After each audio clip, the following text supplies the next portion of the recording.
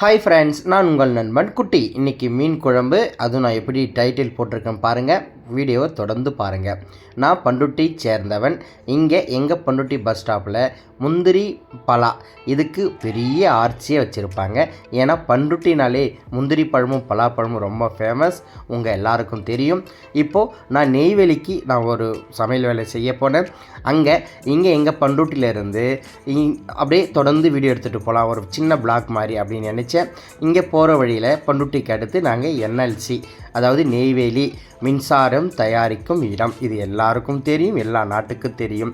இப்போ புதுசாக இங்கே ஆர்ச்சி வச்சுருக்காங்க, என்எல்சி இந்தியா லிமிடெட் சொல்லிட்டு. நல்லா சூப்பராக இருந்துச்சு. நான் இப்போ தான் ஃபஸ்ட் டைம் இந்த ஆர்ச்சி வச்சு போய் பார்த்தேன். அது ஒரு வீடியோ எடுத்துகிட்டு இப்போ நெய்வேலி உள்ள நாங்கள் சமைக்க போகிறோம். உங்களுக்கு மீன் குழம்பு நீங்கள் வச்சுருப்பீங்க, ஆனால் இந்த மாதிரி மீன் குழம்பு நீங்கள் பாருங்கள், இந்த செய்முறையை பாருங்கள், இந்த அளவை பாருங்கள், நான் எப்படி உங்களுக்கு சொல்லி கொடுக்குறேன்னு பாருங்கள். ஏன்னா ரொம்ப ஈஸியாகவும் ரொம்ப நல்லா டேஸ்ட்டாகவும் புளிப்பு சரியாக வைக்கிறதுக்கு இந்த வீடியோ கண்டிப்பாக உங்களுக்கு உதவும். மீன் குழம்புக்கு முதல் முக்கிய ஒரு மந்திரமே புளி. இந்த புளிப்பு தன்மையை நம்ம எப்படி வைக்கிறோமோ அதை பொறுத்து தான் மீன் குழம்போட சுவை நமக்கு அதிகமாக கிடைக்கும். புது புளி எடுத்துக்கிட்டேன், முன்னாடி ஊற வச்சுட்டேன். நீங்கள் புளியை ஊற வச்சு அப்புறம் நீங்கள் பிசைஞ்சு வடிகட்டினா தான் புளியோட உரப்பு முழுவதும் நமக்கு கிடைக்கும்.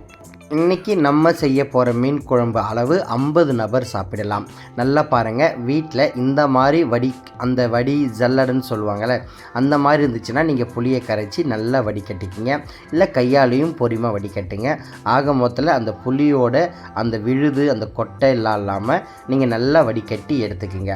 இப்போது புளி தண்ணி எப்படி புளிப்பு இருக்கணும்னா, நமக்கு அந்த ஒரு குழம்பு வைக்கும் போதும் சரி, மீன் குழம்பு வைக்கும் போது, ரசம் வைக்கும் போது புளி எது வர்த்தாலும் நல்லா கொதிக்க வச்சா தான் அதோடைய சுவை நமக்கு கிடைக்கும்.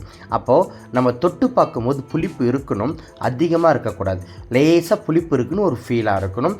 இதை பற்றி இன்னும் தெளிவாக நான் பின்னாடி சொல்கிறேன், கண்டிப்பாக வீடியோவை தொடர்ந்து பாருங்கள். இப்போது தேவையான புளி தண்ணியை கரைச்சி எடுத்துக்கிட்டேன்.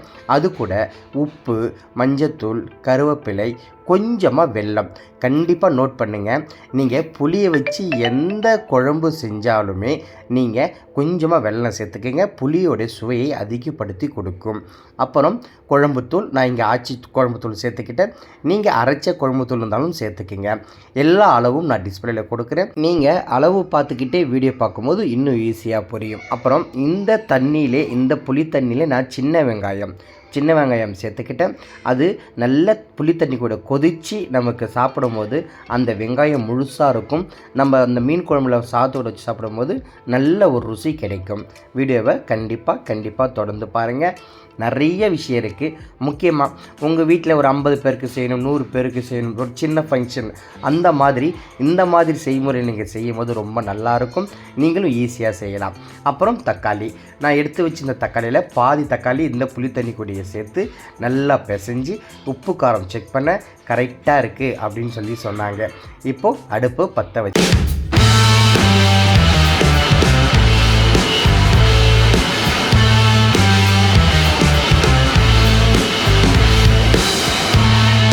என் சேனல் வீடியோவை தொடர்ந்து பார்க்கும் என் உயிரின் மேலான என் சப்ஸ்கிரைபர் நண்பர்கள், உங்களுக்காக தான் என் வீடியோ, என் உழைப்பு.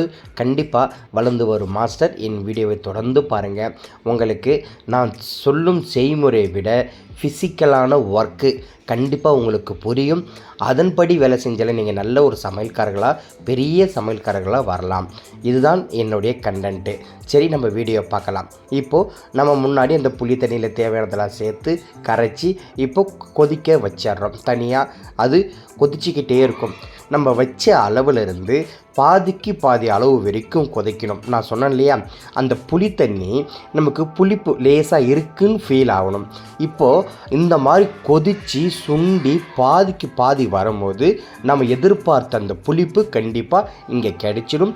அப்படி கொதித்து நமக்கு அந்த புளிப்பு கிடைக்கிறப்ப தான் நல்ல ஒரு சுவை, அந்த மீன் குழம்பு சாப்பிட்றதுக்கே ஒரு நல்ல ஒரு இன்ட்ரெஸ்டான நமக்கு இருக்கும். இப்போது தனியாக நம்ம ஒரு வானல் வச்சு அதுக்கு தேவையான அந்த தாளிப்பு நமக்கு அந்த வெங்காயம், வெந்தயம், பூண்டு இதெல்லாம் இங்கே வதக்கி அப்படியே நம்ம கொதிக்கிற தண்ணியில் கொட்டிட்டு மீன் சேர்க்க போகிறோம். நல்லா பாருங்கள். இப்போது தேவையான எண்ணெய் திரும்பவும் சொல்கிறேன், உங்களுக்கு அளவெல்லாம் நான் டிஸ்பிளேலே கொடுக்குறேன். நண்பா, என்னுடைய வீடியோ கொஞ்சம் லாங், அதாவது அதிகமான டைம் இருக்கும். ஏன்னா நான் உங்களுக்கு சொல்லி கொடுக்க வந்திருக்கேன். உங்கள் கண் பார்வைக்கு அழகுக்காகவும் இல்லை, நான் பேசுவதும் நீங்கள் வீடியோ பார்ப்பதும் நல்லா புரிஞ்சிக்கணும், தெரிஞ்சிக்கணும், ஈஸியாக நீங்கள் உடனே செய்யணும் என்ற ஒரு காரணத்துக்காக தான். சரி, இப்போ வீடியோ பார்க்கலாம். அந்த புளி தண்ணி நல்லா கொதித்து அந்த குழம்புத்தூள், அந்த நம்ம சேர்த்த அந்த தக்காளி, வெங்காயம் எல்லாம் நல்லா கொதித்து ஒரு சின்ன குழகுழப்பு தன்மையாக நல்லா கொதித்து சுண்டி வரும். இப்போது அந்த எண்ணெய் காஞ்ச உடனே தேவையான கடுகு, இந்த கடுகு சேர்த்த உடனே நல்லா பொரியணும், பொரியாமலும் இருக்கக்கூடாது, தீஞ்சியும் போயிடக்கூடாது. கடுகு நல்லா பொரிஞ்சு அது கூட வெந்தயம், தேவையான வெந்தயம் சேர்த்து, வெந்தயம் தீஞ்சிடுச்சுன்னா கண்டிப்பாக உங்களுக்கு கசப்பு வரும், தீச்சல் விட்டுறாதீங்க. இந்த இடத்துல நீங்கள் அந்த அனல் பக்குவத்தை, அனல் எண்ணெய் காஞ்ச உடனே அனல் குறைச்சி வச்சுக்கிங்க. இப்போ வடவும் சேர்த்துட்டு அது கூட பச்சை மிளகாய், கருவேப்பிலை, தேவையான வெங்காயம் சேர்த்து நல்லா வதக்குறோம். நம்ம அந்த மீன் குழம்புல சில பேர் சேர்த்துப்பாங்க, சில பேர் சேர்த்துக்க மாட்டாங்க. ஆனால் நீங்கள் கொஞ்சமாக வடவும் சேர்த்துக்கிங்க, நல்ல வாசனையாக இருக்கும், உங்களுக்கு கூடுதலான டேஸ்ட்டும் கிடைக்கும். இப்போது அந்த வெங்காயத்தை சேர்த்து அது கூட கொஞ்சமாக மஞ்சள்தூள் சேர்த்து வெங்காயம் நல்லா வதக்குறோம். அந்த வெங்காயம் கண்ணாடி பதம் அளவுக்கு வதங்கின உடனே நம்ம அரைச்ச பூண்டு சாந்து, இது ரொம்ப முக்கியம். பூண்டை தோலை உரித்து முழுசாக சேர்த்துப்போம், இல்லைனா அப்படியே முழுசாக இடித்து சேர்த்துப்போம்.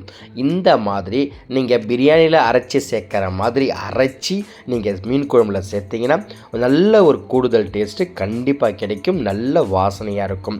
இப்போது அந்த பூண்டு சேர்த்து நல்லா வதங்கி எண்ணெய் பிரிஞ்சு தனியாக வந்த உடனே நம்ம எடுத்து வச்சுருந்த தக்காளி, ஏற்கனவே நம்ம இதில் பாதி தக்காளி புளி தண்ணியில் சேர்த்து கொதிச்சுன்னு இருக்குது. மீன் குழம்பு உங்களுக்கு நல்லா கெட்டியாக வேணும்னா கொஞ்சம் கூடுதலாக வெங்காய தக்காளி சேர்த்துக்கணும். இந்த தக்காளியை சேர்த்து நல்லா வதங்கி இப்பயும் நமக்கு அந்த எண்ணெய் தனியாக பாருங்கள் பிரிஞ்சு வர மாதிரி இருக்கும். ஏன்னா அந்த மாதிரி எண்ணெய் பிரிஞ்சால் தான் நமக்கு நல்லா வதங்குது அப்படின்னு நம்ம நினச்சிக்கணும். இப்போது தக்காளி நல்லா குழஞ்சிடுச்சு. இப்போ நம்ம என்ன செய்ய போகிறோன்னா, நம்ம தனியாக அந்த புளி தண்ணி, அதை மசாலா அந்த இதெல்லாம் சேர்த்து கொதிக்க வச்சோம் இல்லையா, நமக்கு நல்லா கொதித்து ரெடியாக இருக்குது. நல்லா பாருங்கள், அந்த உங்களுக்கு மேலே ஒரு கோடு மாதிரி தெரியுது பார்த்தீங்களா, அதிலிருந்து கொதித்து நமக்கு எந்த அளவுக்கு நமக்கு தண்ணி சுண்டி கீழே இறங்கியிருக்க பாருங்கள். இங்கே நம்ம தாளிப்பு போட்டது நல்லா வதங்கி எண்ணெய் பிரிஞ்சு ரெடியாக இருக்குது. இப்போது இதை எடுத்து அப்படியே நம்ம அந்த புளி தண்ணி கொதிக்குதில்ல அதில் ஊற்றிடணும். நல்லா நோட் பண்ணிக்கிங்க. தனியாக புளி தண்ணி கொதிக்க வைக்கிறோம், இந்த பக்கம் நம்ம தனியாக தாளிப்பு போடுறோம், இதை எடுத்து அது கூட ஒன்றா சேர்க்குறோம். சேர்த்துட்டு இன்னும் கொஞ்சம் நேரம் நல்லா கொதிக்க வச்சு கடைசியாக, அதாவது உங்கள் எல்லாருக்கும் தெரியும், மீன் குழம்புல மீனை முன்னாடியே சேர்த்து கொதிக்க வச்சிங்கன்னா மீன் உடஞ்சிடும். அதனால் நம்ம கடைசியாக சேர்த்து தான் அப்படியே கொதி விட்டு நம்ம மீன் ஒடியாமல் இறக்குவோம். இப்போது அந்த குழம்பு பாருங்களேன் எவ்வளோ ஒரு கலர்ஃபுல்லாக அப்படி ஒரு கெட்டியாக நமக்கு குழம்பு சூப்பராக இருக்குது. இன்னும் நல்லா கொதிக்க விடணும். இந்த மாதிரி கொதிக்கும் போதே மீன் சேர்க்காமலே நமக்கு அந்த மீன் குழம்பு வாசனை, நமக்கு அந்த பூண்டு வடவும் இதெல்லாம் நல்லா கொதித்து அவ்வளோ ஒரு வாசனையாக இருக்கும். கண்டிப்பாக நான் மீன் குழம்பு வைக்கும்போது எல்லாம் வந்து கேட்பாங்க, இவ்வளோ வாசனை எப்படி வருது, நீங்கள் என்ன செய்கிறீங்கன்னு சொல்லி. நான் என்ன செய்கிறனோ அதை தான் உங்களுக்கு காமிக்கிறேன். நீங்கள் என் வீடியோவில் இன்னும் நல்லா புரிஞ்சுக்கிங்க. நாங்கள் மண்டபத்தில் செய்கிற மாதிரி சொல்லிவிட்டு நான் வீட்டில் உங்களுக்கு செஞ்சு காமிக்கலை. நான் ஒரு இடத்துல செஞ்சுக்கிட்டே வீடியோ எடுத்துக்கிட்டே உங்களுக்கு காமிக்கிறது ரொம்ப ரொம்ப கஷ்டம். அதை நீங்கள் கண்டிப்பாக புரிஞ்சு என் வீடியோவை பாருங்கள். இப்போ கத்திரிக்காய், இந்த கத்திரிக்காய் நம்ம அந்த எண்ணெயிலே வதக்கி சேர்க்கலாம், ஆனால் கொஞ்சம் குழஞ்ச மாதிரி ஆகிடும். இப்போது அந்த புளி தண்ணியில் சேர்த்திங்கன்னா நல்லா கொதித்து உங்களுக்கு அந்த குழம்புல முழுசாக சாப்பிட்ற மாதிரி இருக்கும். கத்திரிக்காய் உங்கள் சாய்ஸு தான். இந்த வீட்டில் கிட்டிருந்தாங்க, நம்ம சேர்த்தோம். இப்போது மாங்காய், நம்ம மீன் போடுறதுக்கு கொஞ்சம் முன்னாடி மாங்காவை சேர்க்கணும். மாங்காய் அதாவது குழஞ்சிடக்கூடாது. இன்னொன்று அதை நான் முன்னாடியே சொல்ல மறந்துட்டேன், இந்த மாங்காய் நீங்கள் ஆரம்பத்தில் வெட்டும் போதே சாப்பிட்டு பாருங்கள், அதிக புளிப்பாக இருந்தால் அதுக்கேற்ற புளி தண்ணி வைங்க, இல்லை மாங்காவை கொஞ்சமாக சேர்த்துக்குங்க. நம்ம பார்த்து செஞ்சு நல்ல புளிப்பான மாங்காவை கடைசியாக சேர்த்திங்கன்னா திரும்பவும் மீன் குழம்பு புளிக்கும், நமக்கு சாப்பிட பிடிக்காது. அப்புறம் இங்கே மீன் சேர்த்தாச்சு. மீன் எந்த அளவுக்கு ஃப்ரெஷ்ஷாக சேர்க்குறீங்களோ அந்த அளவுக்கு நல்ல ஒரு ருசி கிடைக்கும். எந்த அளவுக்கு அதிகமாக சேர்க்குறீங்களோ அதை விட அதிக ருசி கிடைக்கும். அப்போது நீங்கள் இங்கே அந்த நம்ம இங்கே மீன் இந்த இடத்துல வேறு பொரித்தோம், அதோடைய தலை வால் இதெல்லாம் சேர்த்து நல்லா கொதிக்க வைக்கிறோம். நமக்கு அந்த மீன் சேர்த்த உடனே லேசாக கிளறி அள்ளி பார்க்குறோம். மீன் உடையவே கூடாது. மீன் குழம்புல மீன் உடைஞ்சாலே நமக்கு சாப்பிடவும் நல்லா இருக்காது. அந்த குழம்பு நமக்கு மனசு உடைஞ்ச மாதிரி ஆகிடும். மீன் உடஞ்சி போச்சே அப்படின்னு நம்ம மனசும் உடஞ்சி போயிடும். மீன் குழம்பு வச்சு முடித்தாச்சு. அங்கே எல்லாமே திருப்தியாக சாப்பிட்டுட்டாங்க. நாங்கள் திரும்ப கிளம்பிட்டோம். இப்போ பாருங்களேன், வர வழியில் அங்கே ஃபுல்லாக நான் சொன்னேன் இல்லையா, போகும்போது அந்த முந்திரி மரங்கள் அங்கே போயிட்டு அந்த முந்திரி பழத்தெல்லாம் பறித்து சாப்பிட்டுட்டு இங்கே நாங்கள் அந்த முந்திரி பழத்து கூட இந்த முந்திரி கொட்டை இப்படி தான் இருக்கும். அதிலிருந்து நம்ம பழத்தை பிச்சு பழம் சாப்பிட்டுட்டு அந்த கொட்டையை கீழே போட்டுடணும். ஏன்னா ஒரு கொட்டை கூட எடுத்துகிட்டு போகக்கூடாது. அந்த கொல்லிக்காரங்க விட மாட்டாங்க, அடிப்பாங்க. ஏன்னா சீசன் மாதிரி தான் அந்த முந்திரி பழம் காய்ச்சி அந்த முந்திரி கொட்டை கிடைக்கிறது. அதாவது கரெக்டாக மார்ச், ஏப்ரல், மே, ஜூன் இதுக்குள்ளே அந்த முந்திரி பழம் காய்ச்சி முந்திரி கொட்டை அப்புறம் அதை வச்சு முந்திரி பருப்பு எடுத்துருவாங்க. அதனால் அவங்களுக்கு இந்த முந்திரி கொட்டை அவ்வளோ ஒரு முக்கியமாக இருக்கும். அதனால் நீ எவ்வளோ பழம் வேணால் சாப்பிட்டுக்கோ, ஆனால் அந்த முந்திரி கொட்டையை அப்படியே பறித்து கீழே போட்டுட்டுன்னு சொல்லுவாங்க.